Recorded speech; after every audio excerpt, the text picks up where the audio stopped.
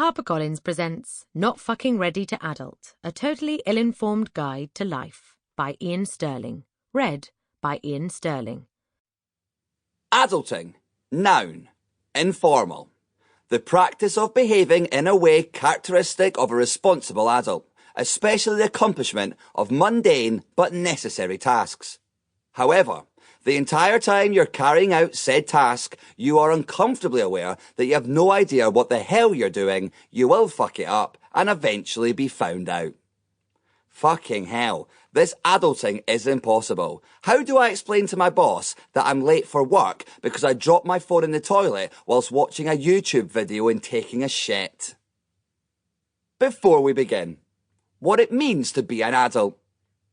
I'm constantly told by my parents, friends, and my birth certificate that I'm an adult now. But what does that even mean? And why does it seem so insanely difficult? Following some in-depth research Googling, I have ascertained that generally speaking, the idea of being an adult is split into two camps. That of the responsible adult and the irresponsible adult. These two definitions are as follows. Responsible adult. Taking on newfound responsibilities that come with being a grown-up, such as getting a job, buying a house, and having children. Irresponsible adult. Now the restrictions of childhood have been removed, you can do or act however you want. For example, staying up as late as you like, drinking alcohol, spending your money as you choose. Whether responsible or irresponsible, these actions carry with them that bizarre feeling of, wow, I'm being such an adult right now. I've listed a few of my favourite such moments that make you feel like a grown-up. 1. Cooking meals from scratch. 2. Going on holiday without your parents. 3. Driving, particularly during a tricky parallel park. 4. First time you go into your overdraft. Loses its allure quickly. 5. Realising you can eat out even if it isn't a special occasion. 6. Being in the supermarket and realising you can buy whatever you like. 7. Defrosting a freezer. 8. Driving through a city centre and being able to confidently state, that used to be a Blockbusters. 9. Liking Coldplay. 10. Being able to legally rent a van. 11. Being told to turn the volume down by your neighbours rather than your parents. 12. Ironing your first shirt. 13. Having a night out that doesn't involve pre-drinking. 14. The first time you realise you like olives.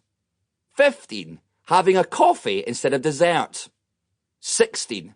Helping your parents pick up something that's heavy. 17. When you're hungry and waiting for someone to cook you dinner, then realise that someone is you. 18. Making people take their shoes off before coming into your house. 19. When bank holidays become a chance to carry out chores, not nursing hangovers. Introduction. I once told an 8-year-old to go fuck himself. A few years ago now, I told an 8-year-old to go fuck himself. That moment was unintentional and clearly unfortunate, but it would go on to help me haul myself from a malaise I had found myself in for a number of years. Like many of life's significant events, I was worryingly unaware of its importance, as is the case with the majority of life-changing moments, applying for a job, meeting the person that goes on to be your significant other, or even buying that leather jacket that remains to this day a real staple in your wardrobe. It was just another moment like all the others. In fact, minutes before, I was sitting backstage at yet another gig, readying myself to perform to a new group of strangers like I do every night of the week. What was it then about that particular night that sticks so solidly in my psyche, like an annoying piece of apple skin between teeth? The fact I swore in a child's face certainly adds to the level of permanence afforded to that particular memory. But it's not just the extreme embarrassment of the situation. Only last year, I walked into a hotel room where a businessman was taking a shit, where I told him my full name and then left. Although that incident still haunts me today, and I'm assuming that businessman, it is this particular gig that always comes to me in my moments of solitude.